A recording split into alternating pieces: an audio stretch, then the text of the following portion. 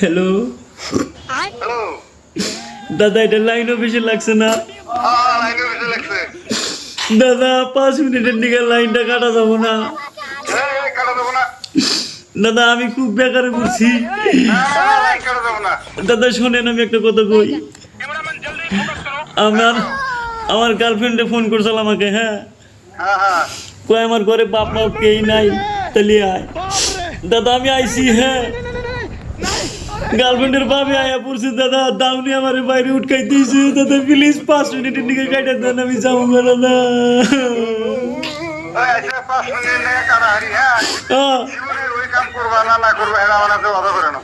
দাদা আমি জীবন আর করবো না দাদা, প্লিজ দাদা 5 মিনিটের দিকে কাটা দেন দাদা।